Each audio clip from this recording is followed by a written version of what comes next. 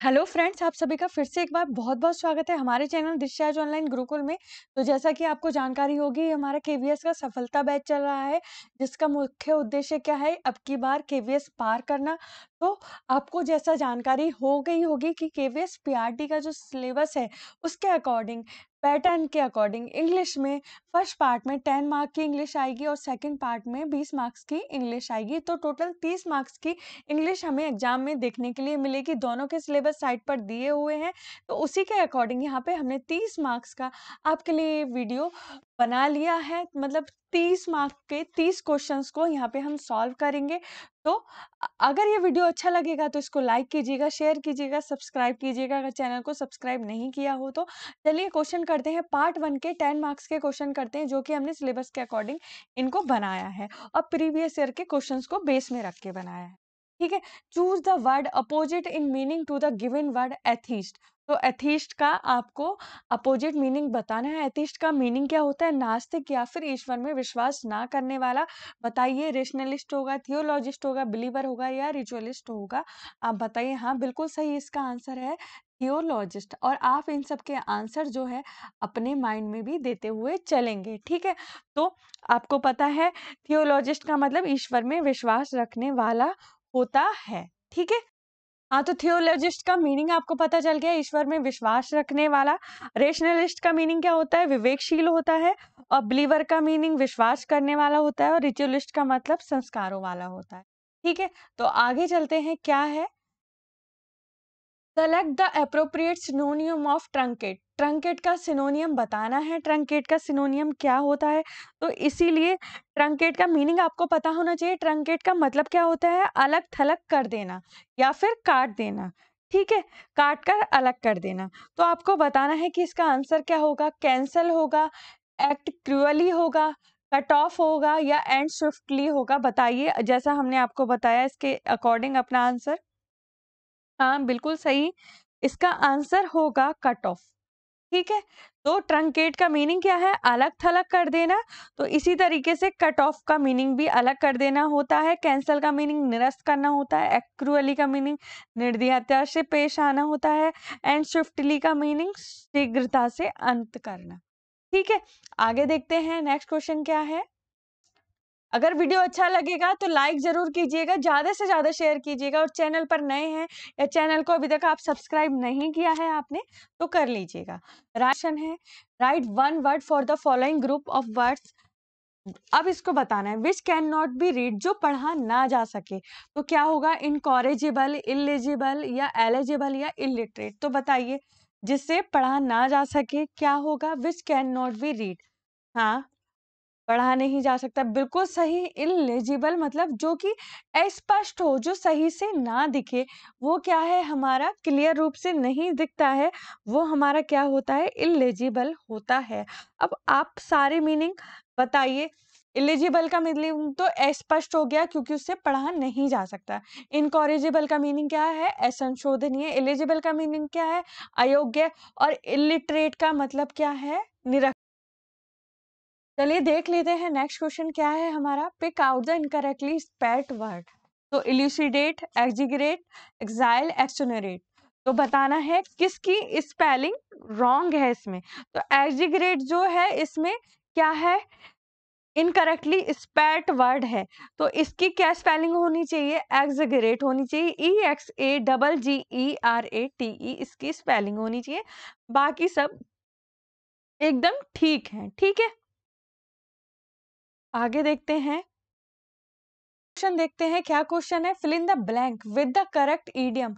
I dash of Rama at the theatre but she did not see me. तो बताना है, had a glimpse, threw a glimpse, wanted a glimpse, caught a glimpse. आपको बताना है क्या है इसका आंसर। तो आपको देखकर ही पता चल गया होगा इसका आंसर क्या है।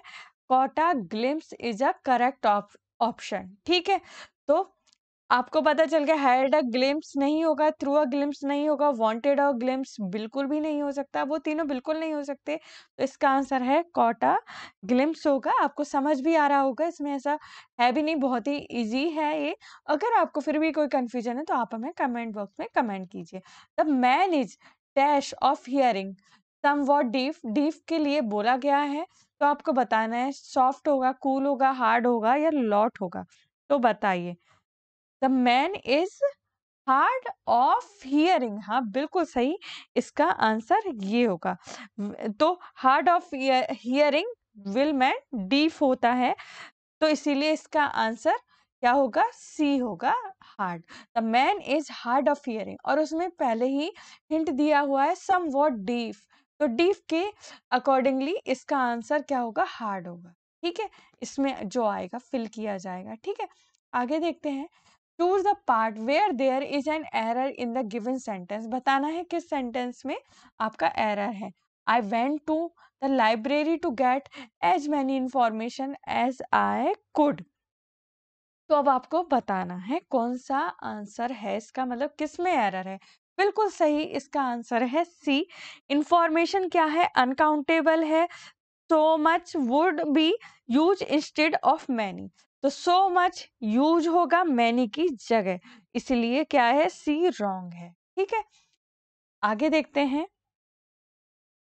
सी रॉन्ग है मतलब सी में एरर है, इसीलिए सी इसका आंसर है। ठीक है, वीडियो अच्छा लग रहा है तो लाइक कीजिए, शेयर कीजिए, चैनल को सब्सक्राइब कीजिए। Change the following verb into noun, तो इस वर्ब को नाउन में चेंज करना है, यानी कि संज्ञा में चेंज करना है। अप्रूविंग होगा, अप्रूवल होगा, अप्रूव्ड होगा या अप्रूव्स होगा। तो इस तरीके के अगर आपने एक्सरसाइजेस नहीं की हैं तो कर लीजिए, आ सकता है एग्जाम में। तो इसका आंसर क्या होगा, अप्रूवल होगा। जब हम नाउन में इसको चेंज करते हैं तो ये अप्रूवल हो जाता है। ठीक है, आगे देखते हैं। Dash during the last 100 year, तो आपको बताना है हैव कलेक्टेड होगा, हैव बीन कलेक्टेड होगा, हैड बीन कलेक्टेड होगा या हैड कलेक्टेड होगा। आपको इसका आंसर बताना है, बताइए क्या होगा। हाँ बिल्कुल सही, हैव बीन कलेक्टेड होगा। देखिए, the gallery has over 1000 paintings, these have been collected, तो ये हमारा क्या है, दीज के अकॉर्डिंग क्या होगा, have been collected during the last 100 years.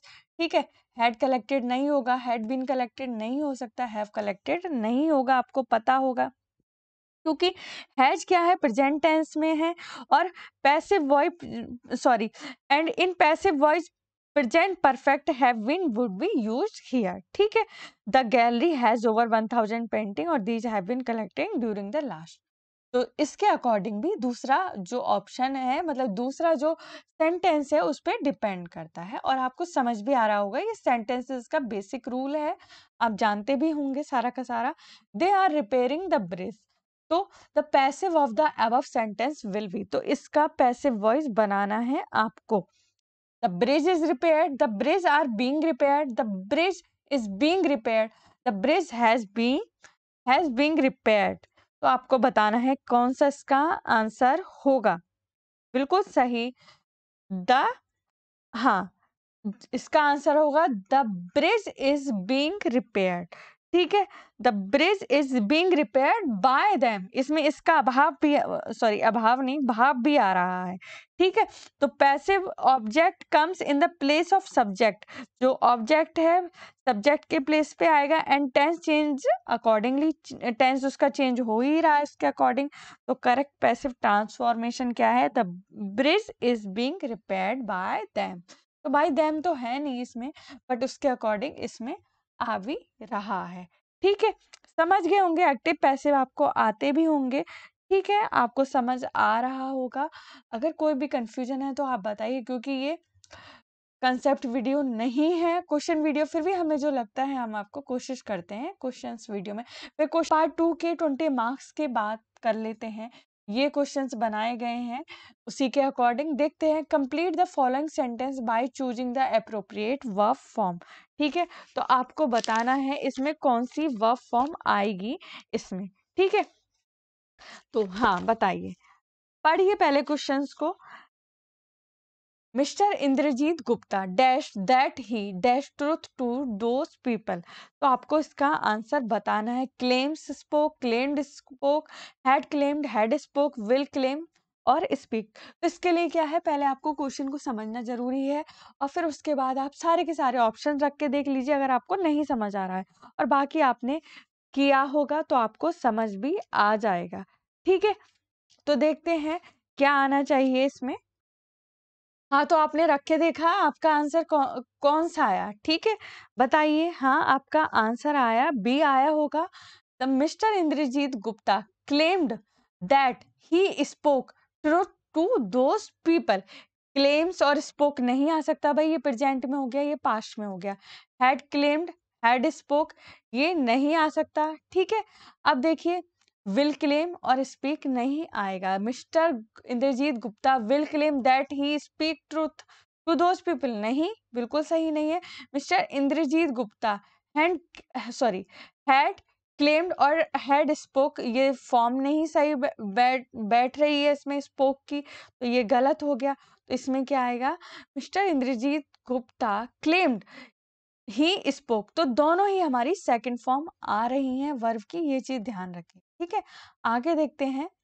अब की बार केवीएस पार करके आइए, टेंशन बिल्कुल नहीं, पढ़ते रहिए बस। Transform the following sentence into a direct sentence. तो ये हमने आपको बोला था कि आपको डायरेक्ट इनडायरेक्ट देख लेने होंगे। Direct sentence, I asked Sheela if I might know her father. देखते हैं इसका क्या होगा,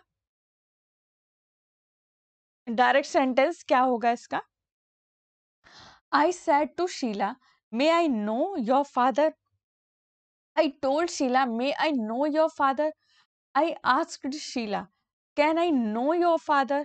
I questioned Sheila, will I know your father? तो बताइए क्या होगा इसका आंसर आपके अकॉर्डिंग? बिल्कुल सही है। इसका आंसर क्या होगा? हाँ बताइए। I asked Sheela if I might know her father, ठीक है? ये इसका सेंटेंस है, इसको डायरेक्ट में बदलने के लिए क्या होगा? आस्क्ड को सेड टू में बदलेंगे, ठीक है? और कंजंक्शन इफ को हटाकर इन्वर्टेड कॉमा का यूज किया जाएगा और माइट के स्थान पे मे आएगा, ठीक? तो स्ट्रक्चर इंटेरोगेटिव होगा, जैसे फर्स्ट विकल्प में दिया है, I said to Sheela may I know your father, तो इसका आंसर क्या होगा? ए होगा। आगे देखते हैं नेक्स्ट क्वेश्चन क्या है इसमें। इसमें क्या करना है? एक्टिव वॉइस में चेंज करना है। The visitors were shown the new born baby by the newborn by the woman. The newborn was shown to the visitors by the woman. The woman has shown the newborn to the visitors. The woman showed the visitors the newborn. The woman might have shown the newborn. तो बताइए क्या होगा इसका answer? हाँ बिल्कुल सही, सी होगा। The woman showed the visitors the newborn, ठीक है? तो इसमें क्या हुआ? एक्टिव वॉइस का स्ट्रक्चर क्या होता है? सब्जेक्ट प्लस वर्ब की थर्ड फॉर्म प्लस ऑब्जेक्ट, ठीक है? तो वर्ब की थर्ड फॉर्म प्लस ऑब्जेक्ट आया है। अगर हमारा पैसिव का स्ट्रक्चर क्या होता है? Subject plus was verb plus verb की third form plus by plus object, जो कि हमारा दिया गया है, ठीक है? आप क्या करते हैं? एक्टिव से पैसिव बनाते समय सब्जेक्ट को ऑब्जेक्ट, ऑब्जेक्ट को सब्जेक्ट बना लेते हैं। इन सब बातों को ध्यान रखिएगा। बाकी आपने ये कई बार कर रखा होगा, अगर नहीं कर रखा है तो कोई नहीं, समझने की कोशिश कीजिए और जाके थोड़ा सा पढ़िए इसके बारे में, ठीक है? This is the cat dash I saw, तो आपको बताना है दैट आएगा, हुम आएगा, हु आएगा, व्हाट आएगा या दैट आएगा। चलो दैट ही आएगा, हमने पहले ही बोल दिया। This is the cat that I saw, ठीक है? देखते ही आपको आंसर आ जाना चाहिए ऐसे क्वेश्चंस का। थोड़े थोड़े भाई देखिए, पेपर है तो कुछ क्वेश्चंस काफी इजी होंगे और कुछ क्वेश्चन होंगे जो हार्ड होंगे। हार्ड का मीनिंग ये है थोड़े से सोचने वाले होंगे और वही आपका डिसाइड ही कर देंगे आपका पूरा का पूरा मेरिट को। तो बस वहीं पे थोड़ा सा जहां अटकोगे वही चीज कर लो ठीक से, ठीक है? आप देखिए, अब देखते हैं find out the incorrect sentence. Incorrect sentence बताना है। The quality of the mangoes was not good, you he and I am good friends, the Arabian Nights is still a great favourite.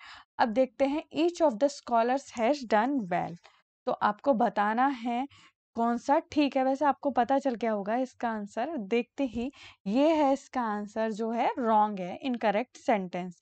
Are are use होना चाहिए M की जगह पे। अब बिल्कुल देखते ही बताएं, you he and I am good friends बिल्कुल गलत है, आर आएगा, ठीक है? बाकी और सब तो ठीक है, आपको पढ़ के भी पता चल। Choose the correct sentence. अब देखते हैं इसको, देखते हैं क्या होगा। Please listen your teacher, please listen to what's your teacher, please listen of your teacher, please listen to your teacher. तो बताइए कौन सा होगा इसका आंसर? बिल्कुल सही, please listen to your teacher. ठीक है, ये इसका आंसर होगा कि इसमें कौन सा सेंटेंस करेक्ट है। तो आप इसमें क्या लगाएंगे? Please listen to your teacher. ठीक है, समझ आ गया होगा।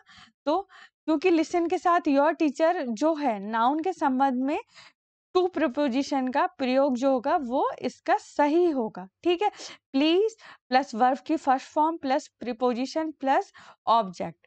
ठीक है, आपको समझ आ गया होगा क्या बता रहे हैं। तो इसीलिए करेक्ट सेंटेंस क्या होगा? Please listen to your teacher. ठीक है, जो कि इसकी बिल्कुल सही फॉर्म है टू के साथ। ठीक है, आगे देखते हैं। I need a pen, could you give me.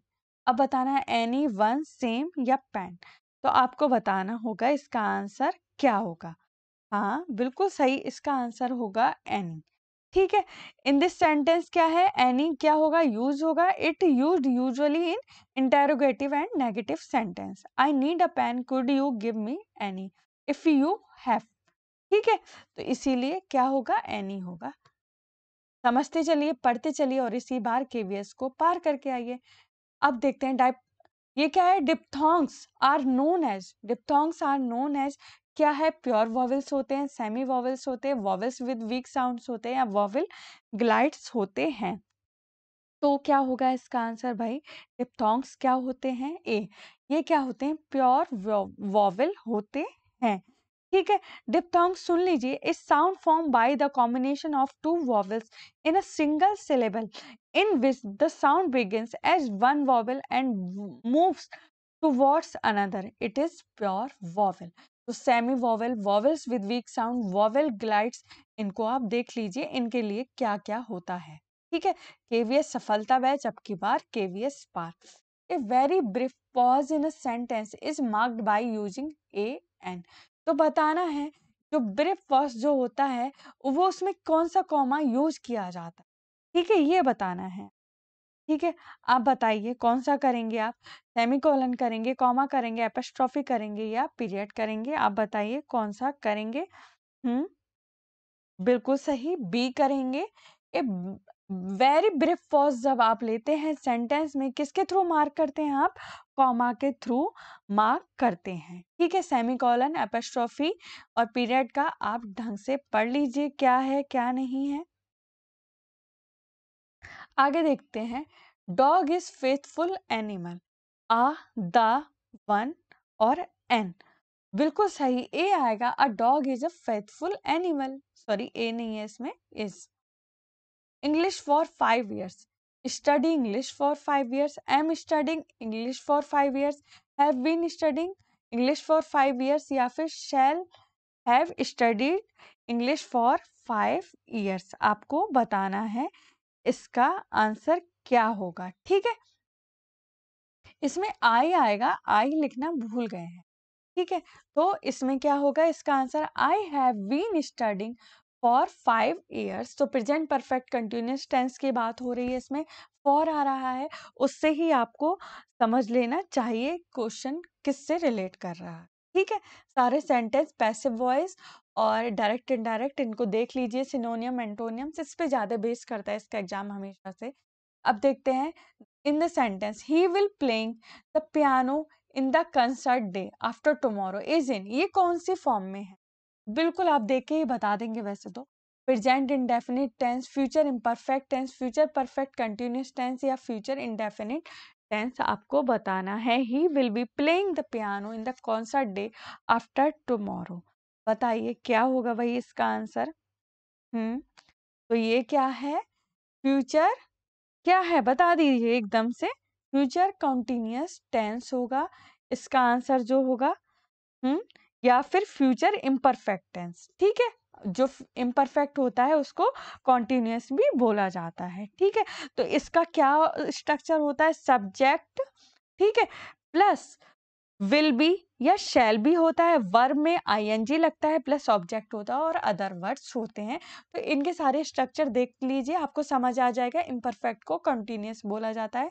Confusion में मत रहिएगा क्योंकि ये लोग ऐसे कर सकते हैं, ठीक है। Conjunction will be the most appropriate to join the following sentence. तो बताना है कौन सा सबसे ज्यादा सही रहेगा अगर हम इन दोनों सेंटेंस को ज्वाइन करेंगे। You will not succeed, you work harder.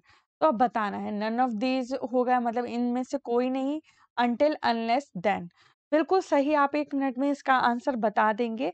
Unless होगा इसका आंसर, जब तक कि नहीं, जब तक कि तुम क्या करोगे, वर्क हार्ड नहीं करोगे जब तक कि तुम सक्सेस नहीं होगे, इसका मतलब ये होगा, ठीक है। तो इसका प्रयोग कहाँ पे होता है, कंडीशन के तौर पर नेगेटिव सेंस में किया जाता है अनलेस का, ठीक है। और इसके साथ वाले सेंटेंस में नो या नॉट का प्रयोग नहीं करते हैं, ठीक है। जो इसके आगे जो आता है, तो you will not succeed unless you work hard. तो तुम सक्सेस नहीं होगे, सक्सेस नहीं तुम्हें मिलेगी जब तक कि तुम वर्क हार्ड नहीं करोगे, अनलेस यू वर्क हार्ड। तो इसके आगे जो सेंटेंस आता है उसमें नॉट या नॉट का प्रयोग नहीं होता है। हाँ, इधर साइड में मतलब इससे पहले हम इसको कंसीडर ऐसे कर रहे हैं, उसमें नॉट का यूज हो सकता है, ठीक है। और कंडीशन के तौर पे इसका यूज होता है नेगेटिव सेंस में, ठीक है। आगे देखते हैं। वीडियो अच्छा लग रहा है तो लाइक कीजिए, शेयर कीजिए, सब्सक्राइब कीजिए चैनल को। Choose the correct option, choose the correct option. The passenger अलाइटेड the bus. तो बताना है, ये क्वेश्चन पहले भी करा चुके हैं पहले वीडियो में। For, to, from, at. तो पैसेंजर जो है बस से उतरे तो फ्रॉम, ठीक है। तो फ्रॉम का यूज होगा, पैस अलाइटेड का मतलब क्या है, वो होता है उतर, ठीक है। आगे देखते हैं क्या है। Fill in the blank with correct preposition. He is junior dash में। आपको बताना है इसमें कौन सा आएगा प्रीपोजिशन। बिल्कुल ठीक, आपने सही बताया, टू आएगा, देन नहीं आएगा।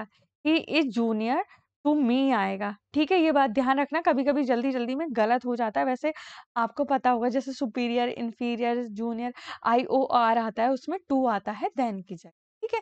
कंपैरिजन की बात हो रही है। आगे देखते हैं। ही asleep while he was driving। तो बताना है इसमें क्या आएगा, इसका आंसर फॉल्स आएगा, फेल आएगा, हैज फॉलन या विल फॉल आएगा। हाँ, तो बताइए क्या है इसका आंसर। हाँ, बिल्कुल सही आपने लगा लिया, बिल्कुल सही, फेल आएगा। ही fail asleep while he was driving, ठीक है। आप समझ गए होंगे। तो क्या है, was क्या है, पास्ट को हमारा इंडिकेट कर रहा है was, ठीक है। तो फेल यूज होगा, ही fail asleep while he was driving, ठीक है। ये सेंटेंस पे ही डिपेंड कर रहा है, आपको आता होगा ये वाला। फॉल्स भी नहीं आएगा, हैज फॉलन भी नहीं आएगा और विल फॉल भी नहीं आएगा क्योंकि वो फ्यूचर है। और हैज फॉलन क्या है, जो हमारा जो हैज फॉलन है वो परफेक्ट टेंस की बात कर रहा है, ठीक है। आगे देखते हैं।